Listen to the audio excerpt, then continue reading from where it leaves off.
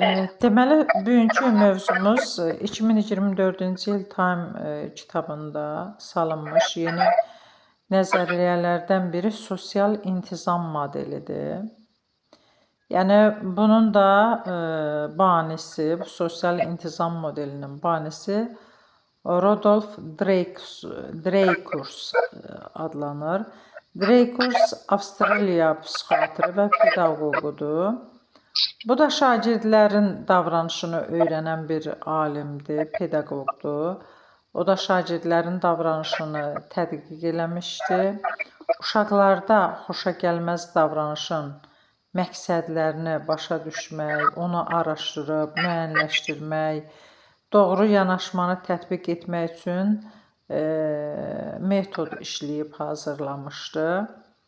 Və onun nəzəriyyəsi də sosial intizam modeli adlanmış bir nəzəriyyədir ki, bu nəzəriyyədə cəza və ya mükafat olmadan əməkdaşlıq davranışı stimullaşdırır, göstərirdi. Şagirdlərin, yəni burada ağlabatan şəkildə əməkdaşlığa yönəlmək bu metodun əsas məqsədidir. Yəni şagirdlərlə, əgər davranış pozuntuları olan şagirdlər vardırsa, bu şagirdlərlə əməkdaşlıq etmək lazımdır. Bunu deyir. İnsanların hamısının sosial qrupa aid olmağı, qəbul olunmağa ehtiyacı var. Rodolf insanın pis davranışının əsas səbəblərini sosial qrupa aid mikrofonu bağlayın da, echo verir nəsə elə bil. Əsas səbəbini sosial qrupa aid olma hissi ilə əlaqələndirir. Şagird özünü qəbul etdirə bilmədikdə onda mənfi davranış nümunəsi müşahidə olunmağa başlayır. Bütün mənfi davranışlar uşağın özünə yer tapmaq, status qazanmağı ilə bağlı səhv fərziyyənin, subyektiv qənaətin nəticəsidir. Bu baş verdikdə uşağa deməli burada 4 səhv məqsəd üzrə hərəkət etmiş olur. Bu 4 səhv məqsəd üzrə olan hərəkətlər hansılardır? Diqqəti cəlb etmək, güc nümayiş etdirmək, qisas almaq, çarəsizlik hissi və imtina. Səhv məqsədlərdən birinci dedik ki, uşağın diqqəti cəlb etməsidir. Yəni burada uşağın əsas məqsədi başqalarının, müəllimin, sinif yoldaşlarının məşğul etməklə onlardan xüsusi diqqət, qayğı gözləməkdir. Tutaq ki, şagird səhv addım atır. Deyir, bu səhv addım atmaqda məqsədi nədir? Diqqəti cəlb etməkdir. Başqalarının, müəllimin, sinif yoldaşlarını məşğul etməklə onlardan xüsusi diqqət, qayğı gözləməkdir. Məsələn, dərs keçirəm, Atropatena dövlətinin mövzusudur. Baxıb görürəm ki, Həsən kitabı qoyub başına. Bunu niyə belə eləyir sizcə? Nurlana müəllimə. Sizcə Həsən niyə məsələn başına kitab qoyacaq? Və yaxud da bir dənə quş düzəldəcək kağızdan uçuracaq. Atacaq o bir şagirdin üstünə. Sizcə belə niyə eləyər?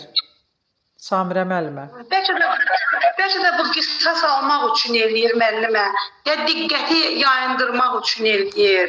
Diqqəti cəlb eləmək üçün olar ki, eləyər. Bax, diqqəti cəlb eləmək üçün. Burada başqalarının, tutaq ki, kitabı qoyur başına, deyir, qoy mənə baxsınlar, qoy mən diqqət mərkəzində olum, məni görsünlər. Mən yalnız diqqət çəkəndə, xüsusi qayğı görəndə özümü aid hiss edirəm. Mən də sinifin bir hissəsiyəm. Mənə diqqət yetirdilər. Mən kitabı başıma belə qoymaqla uşaqlar mənə diqqət yetirəcəklər. Mən də özümə aid hiss edəcəm. Mən də yalnız burada səni mənimlə məşğul etdiyim zaman önəmliyəm.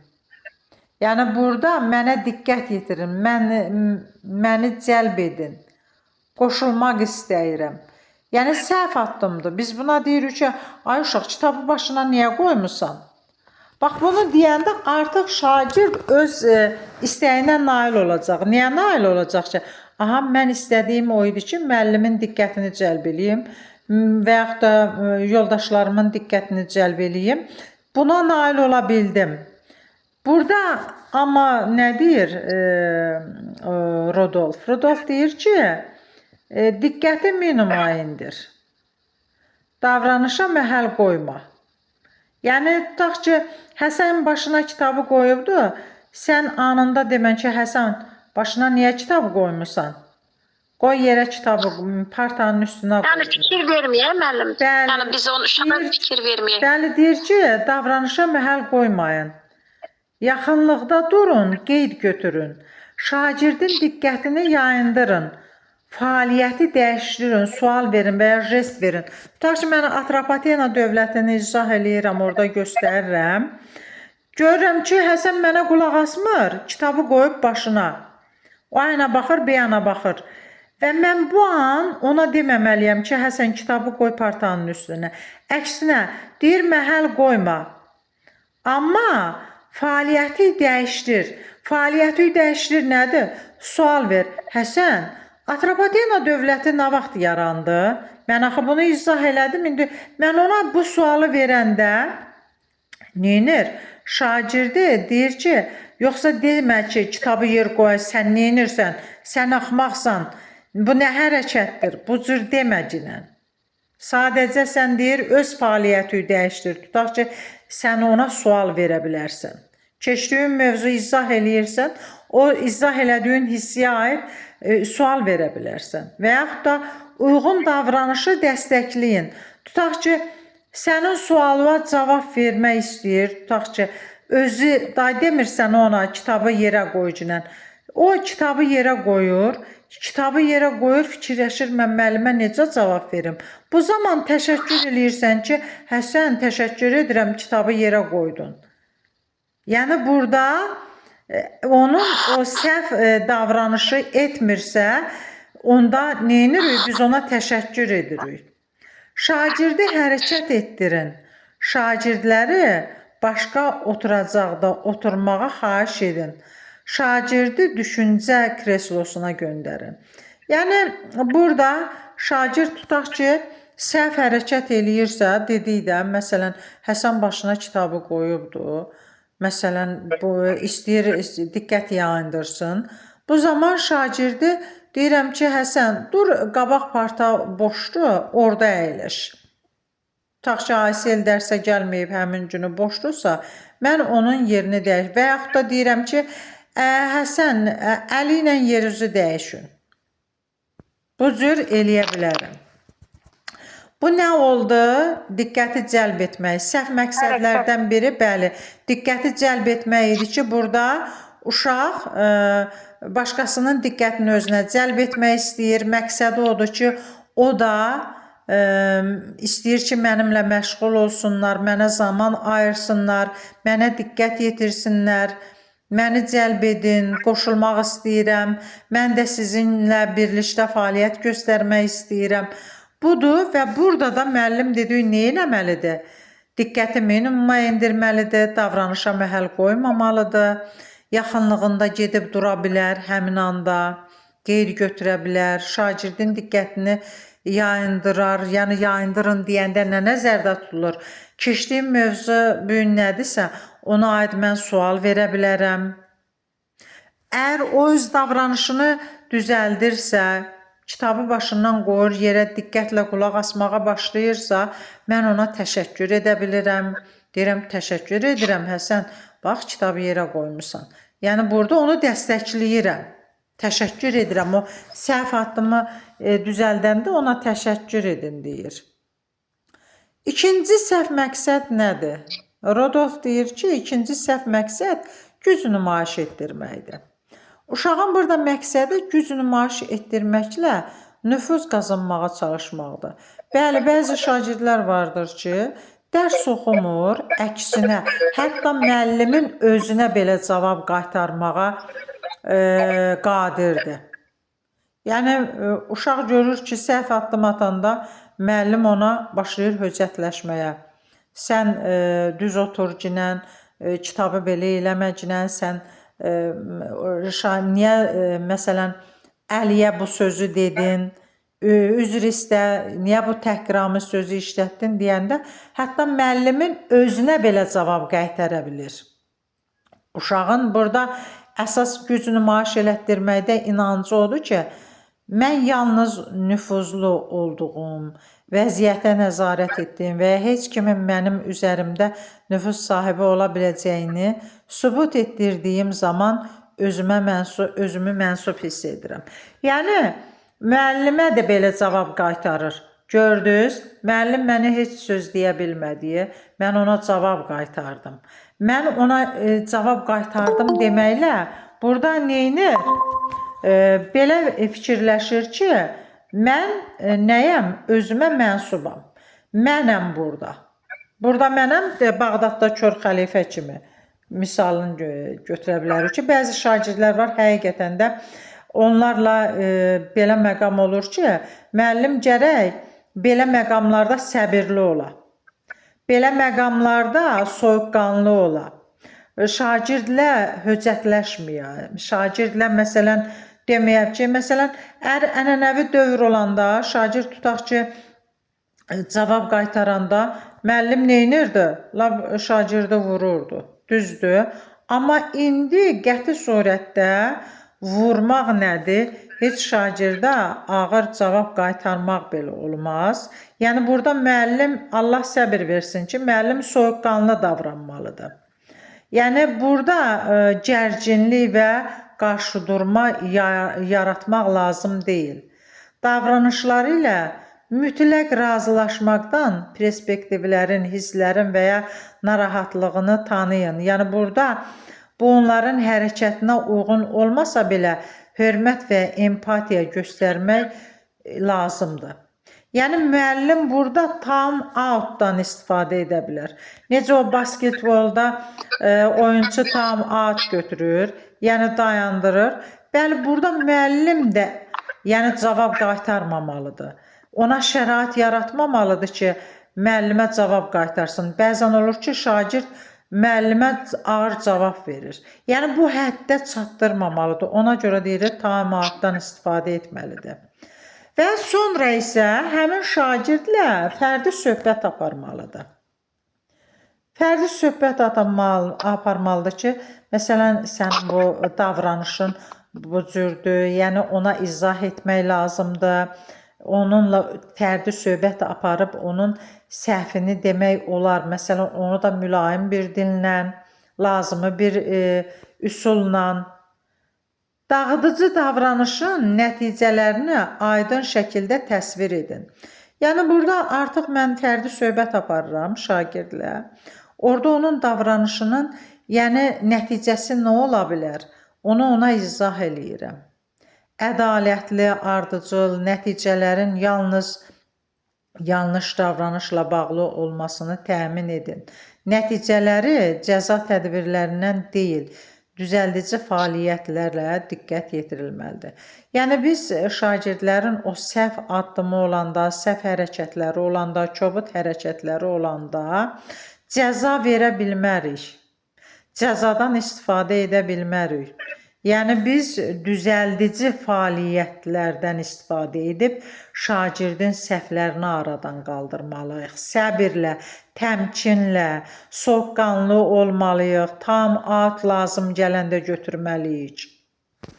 Bax, bu da nədir? Güc nümayiş etdirməkdir. Gəlir qisas almaq. Bax, qisas almaq səhv məqsədi nədir? Uşağın məqsədi əvəzini çıxmadır. Tutaq ki, Həsən həmişə dərsini yaxşı oxuyur, Əli dərsini yaxşı oxumur, Həsən həmişə təriflənir, Əlini isə deyir ki, Əli dərs oxumayandır, Əli dərs oxumur. Yəni, necə burada təriflənmir. Bunda bir qisasçılıq hissi yaranır ki, Həsən dərsini həmişə yaxşı oxuyur, yaxşı qiymət alır, müəllim onu tərifləyir, mən oxumuram, məni isə neynir? Tərifləmir. Burada uşaqda qisasçılıq yaranır. Uşaq burada inanır ki, özüm incinəndə başqalarını da incidirəm. mən bəyənilə və sevilə bilmirəm. Ona görə qisas almaq qərarına gəlir. Yəni mənə kömək edin, burada incimişəm deyir. Hisslərimi qəbul et. Mən sayıldığımı hiss etmək istəyirəm. Burada qisas hissi necə ola bilər? Məsələn, Leyla dərs danışır, çox yaxşı cavab verir. Başlayır onu yayındırmağa, dil çıxartmağa, buynuz çıxartmağa ki, qoy Leylanı çaşdırım, çaşsın, fikri yayınsın, dərsi yaxşı danışa bilməsin, qoy müəllim də onu danlasın. Bax, qisas almaq budur. Niyə belə eləyir? Çünki mən sevilmirəm, mən bəyənilmirəm, mən də bəyənilmək istəyirəm, mənə kömək eləyin. Bax, burada onun mesajı budur. Əslində deyir, şagirdin mesajı budur ki, o niyə belə eləyir, niyə qisas alır, niyə başqasının fikrini yayındırır, yaxşı oxuyanlara mane olur, niyə istəyir ki, o yaxşı oxuyanı da qoy müəllim danlasın. Yəni, burada özü bunu edə bilmir, amma istəyir mən də qoy mərkəzdə olum, mən də sayılım, mən də istənilənim, mən də təriflənim. Bax, burada bəs yaxşı, həll yolu nə ola bilər Nurlana müəllimə, bax, belə anda.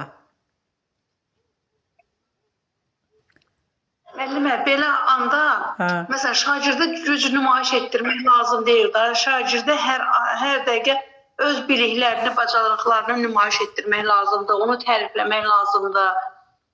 Ay, sağ ol.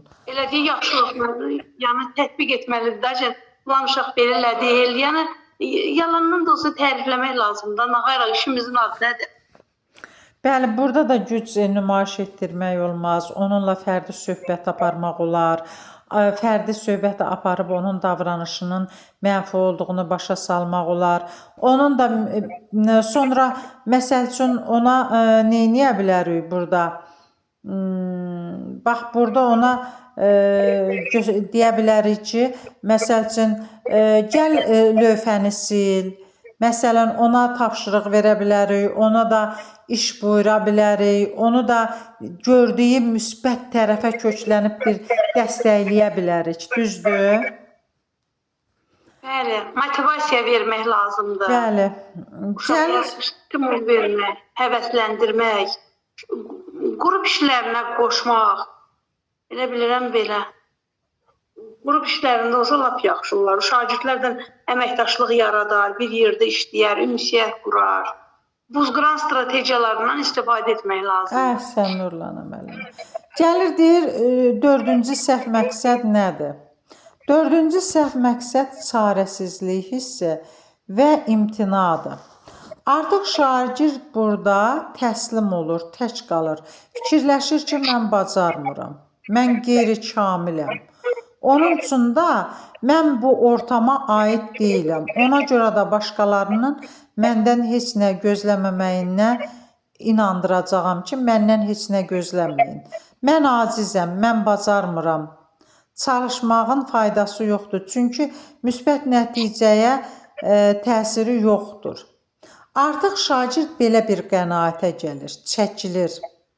Burada şagirdin də gizli mesajı nədir? Burada mənə öhdəsindən gələ biləcəyim kiçik addımlar göstərin. Uğurlarımı vurğulayın, özümü olduğum kimi qəbul etməliyəm. Cəsarətləndirilməyə ehtiyacım var. Bax, burada artıq şagirdin mesajı budur. Bax, görürsən, bu səhv addımda neynir şagird? Artıq təslim olur, tək qalır, dinmir, danışmır. Əgər bax, birinci səhv məqsəddə neynir də? Dedi ki, məsələn, kitabı başına qoyur.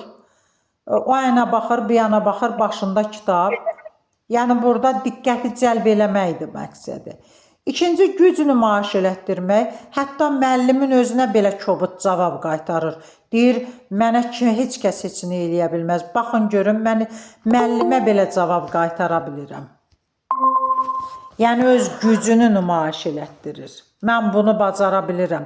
Müəllimə belə cavab qaytara bilirəm. Öz sinif yoldaşlarıma kobud cavablar verə bilirəm. Kim mənə nə edə bilər?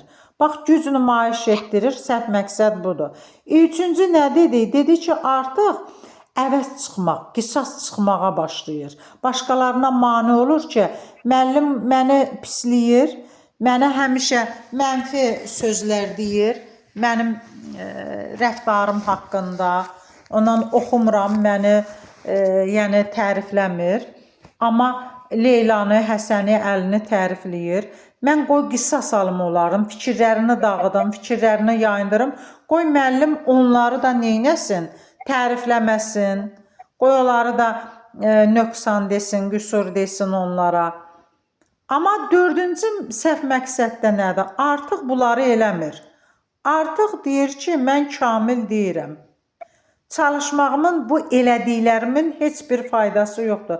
Çünki müsbət nəticəyə təsiri yoxdur. Burada da şagirdin deyir gizli mesajı nədir?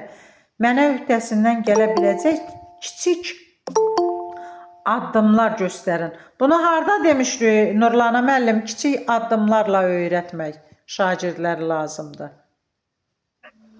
Kiçik addımlarla müəllim. Bəli. Yadımdan çıxır. Rozenşayn'də yadıma gəlir. Rozenşayn'ı keçmişdik ya sizlə. İnşallah təkrarda. İnşallah təkrarda. Bax, orada da belə bir şey var idi ki. Bu dərsdə mən olmamışam müəllimə. Ona görə bir ara boş buraxdım axı. Bəli, bir ara daxil olmadınız, düzdür. Bax, orada da kiçik addımlarla deyir, təlimdə verilən mövzunu kiçik hissələrlə vermək lazımdır ki, şagirdlər onu daha yaxşı mənimsəyir. Biz mövzunu bütöv şagirdə verəndə onu bizə verə bilmir. Amma abzas kiçik hissələrə bölüb mətni verən zamanı şagird onu abzas oxuyub sual-cavab edən zamanı onu şagird daha yaxşı mənimsəyir. O Rozenşayn'ın addımlarında göstərilmişdi birində. Bax, burada da deyir ki, bax, şagird nə deyir? Deyir ki, kiçik addımlar göstərin, uğurlarımı vurğulayın. Özümü olduğum kimi qəbul etməliyəm, cəsarətlənməyə ehtiyacım var. Bax, burada da müəllim neynəməlidir? Belə olan halda təlim modelini dəyişdirməlidir. Hər dəfə bir addım öyrətməlidir. Yəni, kiçik tapşırıqlar verməlidir həmin şagirdlərə, hansı ki, səhv hərəkət eləyən, kobud hərəkət eləyən şagirdlərə, yəni təlim nailiyyəti əldə etmək üçün hər dəfə bir addım öyrət deyir. Kiçik hissələrə böl təlimi. Təlimat ki verirsən həmin şagirdlərə, kiçik hissələrlə ver ki, qoy öyrənə bilsin, öhdəsindən gələ bilsin. Onunla fərdi, məsələn, tapşırıqlar ver, onun imkanını nəzərə alaraq fərdi tapşırıqlar ver. Uşağın özünə müsbətlərini təlqin etməyi öyrədin. Bəli, şagirdə inandırmaq lazımdır ki, sən bunu bacaracaqsan. Karl Dweck'in düşüncə tərzi nəzəriyyəsinin, bax burada, yəni öz yerini tapır ki, burada şagirdə özünün müsbətlərini təqdim etməyi öyrətmək lazımdır. Sən bacaracaqsan, sən bunu edə biləcəksən. Səhvlərdən doğru nəticə çıxarmağı təmin edin. Tutaq ki, verdiyimiz tapşırığı həmin şagird səhv eləyirsə, deməməliyik ki, sən elə beləsən də, sən ancaq kobudluq eləməyi bacarırsan, sakit oturmağı bacarmırsan, başqasına mane olmağı bacarırsan. Yox, bunu demək lazım deyil. Sən bu dəfə bunu bacarmadın. Yenidən öyrən, yenidən bax ki, cavab verəcəksən, sən mənim sualımı cavablandıra biləcəksən. Onda şagird neynir? Həvəslənir. Bax, bütün bu variantlara qarşı effektiv yanaşma kimi təşviq və həvəsləndirmə uşaq tərbiyəsinin hər hansı bir digər aspektlərindən daha vacibdir. Çünki mənfi davranış nümayiş etdirən uşaq ruhdan düşmüş uşaqdır. Bəli, o ruhdan düşür, oxumağa, təlimə ruhdan düşür, ona görə də mənfi davranış sərgiləyir. Onu doğru istiqamətə yönəltmək üçün həvəsləndirmək lazımdır. Cəsarətləndirmək lazımdır. Uşaqların bəyənilməyə can atırlar. Yəni onlar istəyirlər bəyənilsinlər. uşaqları təşviq etmək nailiyyətdən daha çox səy göstərməyə diqqət yetirir. Eyni zamanda onları cəhdlərini davam etdirməyə sövq edir. Bax, Nurlana müəllimə, təşviq etmək nə deməkdir? Müəllimə, təşviq etmək, yəni onları hər hansı bir işə cəlb etmək. Aha. Təşviq edir. Nə bir şeyə cəlb etməkdir. Onlarda bayaq dediyim kimi motivasiya yaradır da ki, nəyəsə belə maraq göstərir. Aha. İrəli doğru atılır, stimul yaradır, yəni təşviq edir. Bəli. Bax, burada deyir ki, tərifi təşviqdən fərqləndirmək lazımdır. Tərif nədir? Nurlana müəllimə. Bəli, tərif çox gözəl anlayışdır. Hər bir kəs tərifi sevir.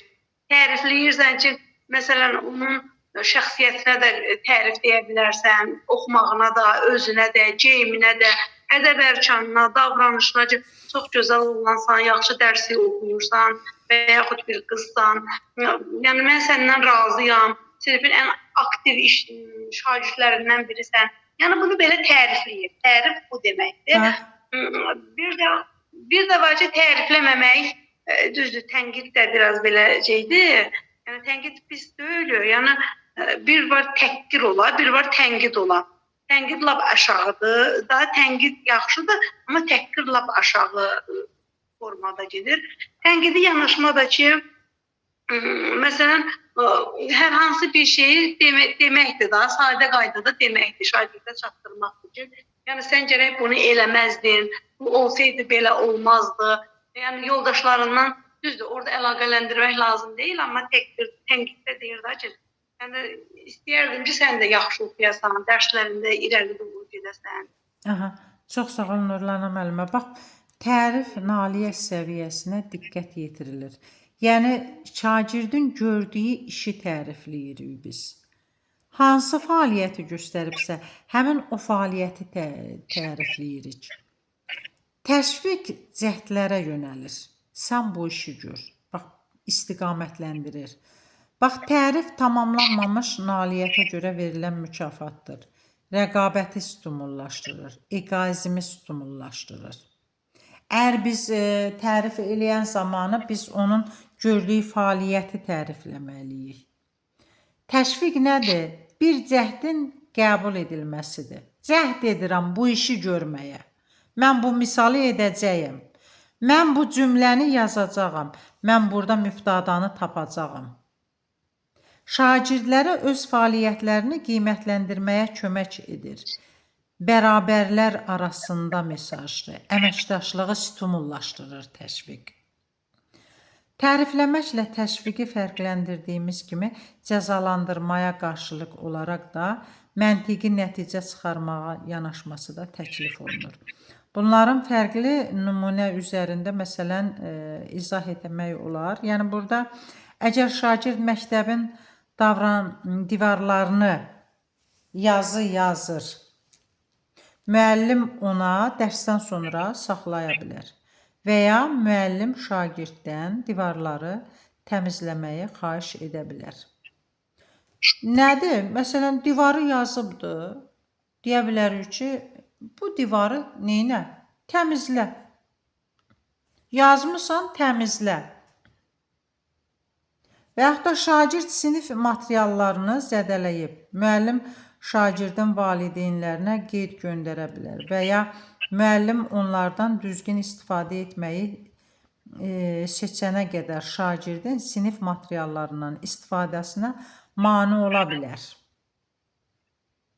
Məsələn, adi biz götürək ki, məsələn, burada nədir? Məsələn, şagird hər hansı bir nöqsan eləyirsə, tutaq partanın üstünü yazırsa, biz onu cəza olaraq cəza verməyək. Həmin o partanın üstünü təmizləməyi ondan tələb eləyək. Şagirdin xoşagəlməz davranışlarını minimallaşdırmaq üçün müəllimlərə bəzi tövsiyələr vardır. Bu tövsiyələr nələrdir? Həmişə müsbətə köklənmək lazımdır. Yəni, elə çobud şagirdlərimiz var. Bunu hər sinifdə görürük. Məsələn, hər bir müəllim rastlaşır belə çobud şagirdlə. Belə ifadəmdən üzr istəyirəm. Yəni, olur da. Yəni biz həmin o kobud şagirdin nə qədər olsa da müsbət cəhətləri var. Biz həmin o müsbətinə köklənməliyik. Onun müsbətini əsas götürüb ona dəyər verməliyik. Onu da fəaliyyətə qoşmalıyıq. Qoy özü də nəyi dəyərli olduğunu bilsin. Mən də bu sinifin bir hissəsiyəm. Sinif prosedurlarında və şagirdlərlə ünsiyyətdə avtokratik və ya icazə verici deyil. Burada demokratik olun. Yəni avtoritar müəllim olmayın, demokratik müəllim olun. Şagirdlə bərabər tərəfli, tərəfdaş kimi davranın. Üçüncü deyir, zəif cəhətlərini minimuma indirərkən şagirdin güclü tərəflərini vurğulayın. Bəli, biz şagirdin təkcə ilə həmişə zəif tərəfini vurğulamalıyıq. Sən həmişə səhv yazırsan, sən həmişə yarımçıq yazırsan, sən bacarmırsan, sən yekəbaşsan. Bu sözləri işlətməməliyik. Şagirdin o hansı bir güclü tərəfi varsa, ona köklənib ona stimul verməliyik, rəy verməliyik. Elə etməliyik ki, uşaq həvəs yaransın. O azca olan həvəsini də öldürməməliyik. Şagirdləri öyrənmədə dəyərli olan səhvlərdən öyrənməyə təşviq edin. Yəni burada şagird səhv eləsə, səhv nədir? Səhvimizdən öyrənirik. Biz elə hər şeyi birincidən düz eləyə bilmərik ki. Hər şey birincidən elə düz alınmır ki, səhv edərək, səhvimizdən öyrənirik. Əksinə səhv bizi öyrədir, səhvlərimiz bizi öyrədir. Bunu şagirdə öyrətmək lazımdır, aşılamaq lazımdır. Müstəqilliyi və məsuliyyəti öz üzərinə götürməyi təşviq edin. Bəli, məsuliyyətli olmağı öyrətmək lazımdır. Müstəqilliyi və məsuliyyətli öyrənmək, bunu öz üzərinə götürməyi şagirdə aşılamalıyıq, öyrətməliyik, təşviq etməliyik. Şagirdlərə etimad göstərin, onlara maneələri dəf etməkdə yardımı təklif edin. Bəli, əgər maneə varsa, bu işi eləyə bilmir, uşaq bu şeiri öyrənə bilmir. Şeir vermişəm, Azərbaycan şeirini. Uşaq bunu öyrənə bilmir. Mən bunu maneələri dəf eləməyi necə edim öyrənim? Nədir ki, öyrənməməyimin səbəbi nədir? Mən bunu öyrənməliyəm. Bu maneə olan nədir? Mənə mane olan cəhət nədir ki, niyə mən bu şeiri öyrənə bilmirəm? Bəli, bunu öyrətməliyəm. Deyir ki, şagirdləri bir-birinə kömək etməyə həvəsləndirin. Optimist və həvəsli olun, müsbət münasibət, yanaşma yolxucusudur. Yəni, burada həqiqətən də müsbət yanaşma, müsbət münasibət, yanaşma, yəni insan müsbət münasibət göstərəndə müsbət münasibətlə də cavab alır da. Və istəyirsən ki, başqası da baxır ki, bu müsbət münasibəti sərgiləyəndə, başqası da istəyir ki, həmin münasibəti sərgiləsin. Bir-birini həvəsləndirin. Yəni, bəli, şagirdlər bir-birinə kömək etməyə həvəsli olmalıdır. Həvəsləndirmək lazımdır. Bir-birinə yardım edərkən, bir-birinə kömək edərkən şagirdlər bir-birindən öyrənir. Bu daha effektli olur. Bax, sinif mühiti onda daha effektli olmuş olur. Deməli, bugünkü mövzumuz nə oldu? Sosial intizam modeli oldu. Düzdür? Kimin nəzəriyyəsidir bu? Kim deyər? Samirə müəllimə. Samirə müəllimə. Nurlana müəllimə, eşidirsən? Yəni, yadımdan çıxdı adı onun. Yadımdan çıxdı. Nurlana müəllimə, kömək eləyə bilərsən?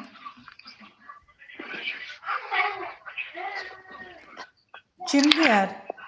Müəllimə, bu Vygotskin idi. Nə Vygotskin, ay müəllim. Rudolf Dreikurs. Rudolf Dreikurs.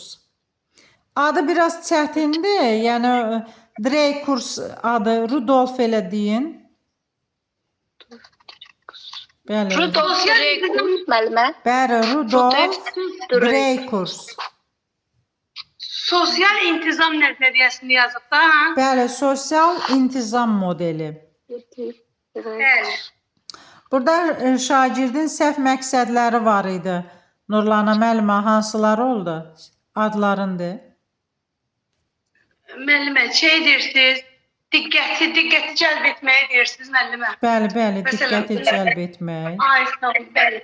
Müəllimə, diqqəti cəlb etməkdir, gücdür. Sonra şagirdin qisas almağıdır. Dördüncü. Ondan sonra bir də çarəsizlik, özünü çarəsiz hiss eləmək. Bəli, çarəsizlik və imtina. Dördüncü səhv məqsəd də bu idi. Yaxşı müəllimlər. Sualınız vardı bu mövzuya aid. Çox sağ olun müəllimə. Siz də sağ olun. Gecəniz xeyrə qalsın. Sabaha qədər. Çox sağ olun.